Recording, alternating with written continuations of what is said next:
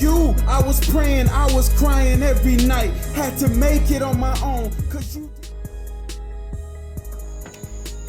What I hope gets across with this project is that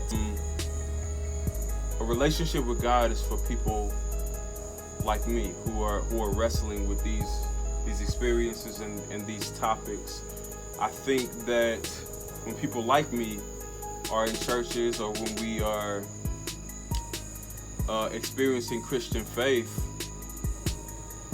we get nervous and we get afraid and we get challenged by our circumstances because some of them are so extreme.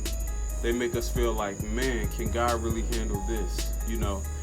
And with this project, I really hope it was some support and some encouragement to people like me to say the promises of God are even for you.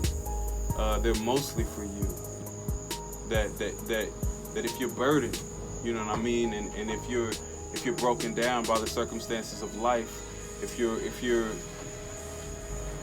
just feeling overwhelmed with oppression and injustice, the promise of God is for you. You know, this is a great reminder that that God cares about people like us. I also think for me it was really important to do something constructive in response to the underrepresentation that I saw in mainstream Christian culture. At first I was really critical. I was like, why aren't these songs, why aren't these sermons, why aren't these books, why aren't all these things that the faith community has to offer really serving to us, to people like us? And then it went from criticism to all right, Jeron, you need to be constructive and maybe there's something you have to offer. So I wanted to find a way that I could contribute instead of complain.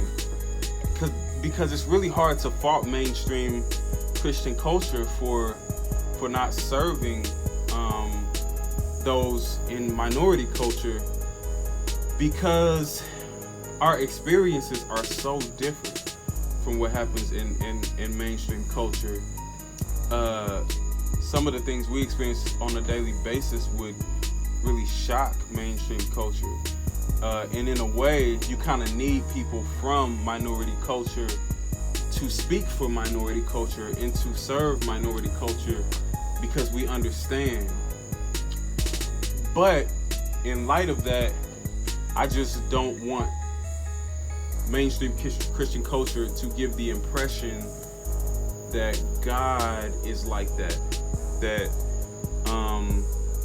because minorities in our experiences are underrepresented in mainstream Christian culture, that they're underrepresented in the kingdom of God. I wanted people to see that